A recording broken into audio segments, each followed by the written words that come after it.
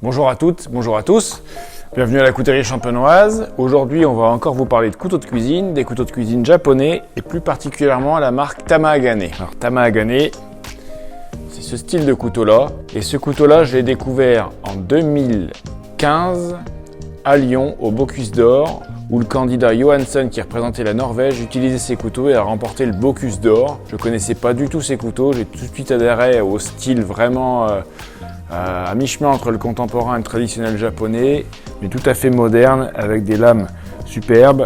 Et le candidat qui a remporté le Bocuse d'Or, qui est considéré comme les Jeux Olympiques de la cuisine, utilisait cette gamme-ci, la gamme Tsubame, simplement en version 3 couches et un manche en micarta noir. Donc j'ai tout de suite adhéré à ce style et j'ai contacté la marque pour avoir la possibilité d'en vendre en France. Et je suis très heureux de pouvoir vous proposer ces couteaux-là qui depuis 2015 ont largement fait leur place sur le marché français. Et c'est à juste titre parce que les couteaux sont excellents.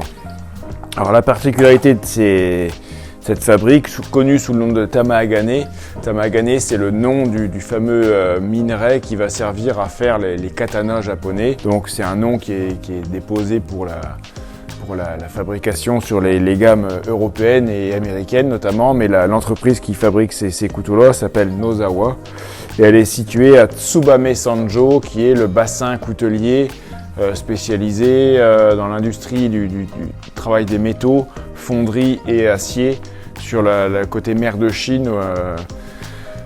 Il y a d'autres très grandes entreprises comme Tojiro qui sont quasiment à quelques kilomètres d'ici et les couteaux Tamahagane sont fabriqués dans ce bassin et d'ailleurs deux de leur gamme s'appellent la gamme Tsubame. Alors il y a une particularité sur ces couteaux japonais, c'est que c'est quasiment la seule marque qui utilise l'acier VG5. Vous connaissez le VG10, vous allez découvrir le VG5 ici. Alors il n'est pas 2 fois moins bon que le VG10, c'est simplement c'est le même fabricant, c'est Takefu, et c'est simplement une évolution du VG10 auquel on a retiré le cobalt et donné donc avec ce retrait des meilleures capacités à résister à la corrosion puisque le VG10 peut prendre des petites traces d'oxydation et de piqûres dans des milieux salins notamment, et là le VG5 bouge beaucoup moins à l'oxydation. Par contre, au niveau coupe, tenue de coupe, facilité de réaffûtage, c'est l'équivalent. Donc, c'est pas une version 2 fois moins bonne que le VG10 d'avoir un VG5. Non, c'est vraiment la tranquillité pour pas avoir de lame qui se pique. Au niveau dureté, on est 59-60, exactement comme du VG10. Et au niveau qualité de coupe, on sera pareil. Alors, le fabricant Tamahagane propose, on va dire, 3 types de lames, 3 ou 4 types de manches. Les 3 types de lames sont les détails ici. La fameuse lame 3 plis, 3 couches avec le VG5 au centre et du 420 sur les flancs en 3 couches. Les gammes qu'on vend le plus sont les gammes Tsubame en 3 couches mais martelées. Vous voyez, il y a un aspect qui est tout à fait unique ici et vraiment plaisant, martelé, sablé avec une finition distincte. Vous voyez. Et en version damassée, c'est à ma connaissance le seul VG5 damassé du marché avec un motif très très fin qui est vraiment très très joli. Et donc tout sur la gamme Kyoto notamment et sur la gamme avec le Kyoto avec le manche bambou, un manche inox. Donc ça au niveau coupe, n'ayez aucune crainte, ça va être la même qualité de coupe qu'un VG10, simplement il n'y aura pas les petits risques qu'on peut retrouver sur certains aciers VG10, des petites piqûres, des petites traces d'oxydation. Il y a aussi une gamme un peu plus économique, la gamme WA avec une lame en chromomolybdène vanadium un peu plus classique, une entrée de gamme avec un manche en polypropylène. C'est pas le plus gros des ventes, mais ça reste un excellent couteau inférieur à 100 €. 3 types de manches et demi. Le manche bambou, alors le plus particulier c'est que j'ai pas l'habitude moi à titre personnel d'avoir des manches en acier inox. J'en ai très peu et c'est pourtant sur cette gamme-ci que j'ai craqué en premier. Le manche bambou tout inox, sablé sur cette lame damassée, c'est vraiment parfait au niveau ajustage et au niveau prise en main. C'est vraiment cette gamme-là qui m'a fait craquer et même référencer les 2 gammes en acier, un manche en acier inox. C'est incroyable l'ergonomie qu'il y a. c'est bien meilleur que ce qu'on peut trouver sur les excellents Global ou les Porsche. Moi j'ai adoré cette gamme-ci et maintenant il m'arrive d'avoir un ou deux couteaux de cette gamme-ci que j'utilise chez moi à titre personnel. Donc que vous retrouvez en manche sablée et lame damassée et en 3 plis avec un manche satiné. Voilà. Les meilleures ventes se trouvent sur les manches en micarta noir qu'on retrouve ici sur la gamme damassée et sur la gamme martelée.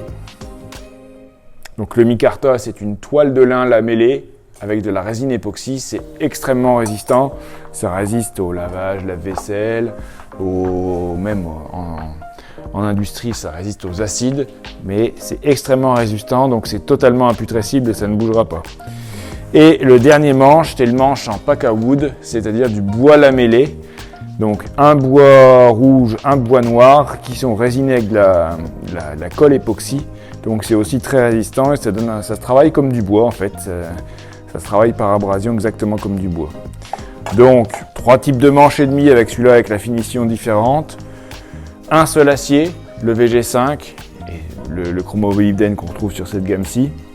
Et 3 types de lames, 3 couches, martelées et damassées. Voilà, on va être sur des couteaux qui vont se retrouver allez, on va partir sur un couteau de chef de environ 150 € en 3 couches. À 350 € sur les versions damassées. On est sur, comme toutes les entreprises japonaises, une marque, on va dire, industrielle avec énormément d'interventions humaines sur les phases de finition et qui donnent de la valeur ajoutée, notamment le polissage du tranchant et de l'émouture.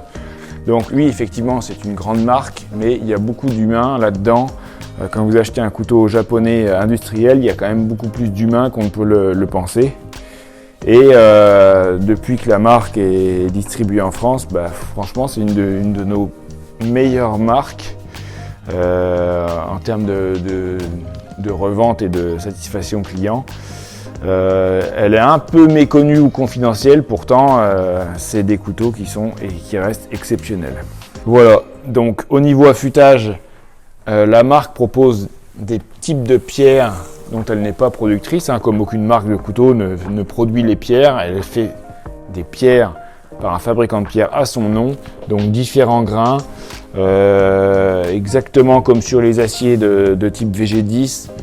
Un aiguisage au 1000, 3000 ou 1000, 6000 donnera un tranchant parfait. Il y a aussi un aiguiseur à molette de Tamagane qui est très très bon. Et la marque propose aussi un triple aiguiseur avec le triangle en fait.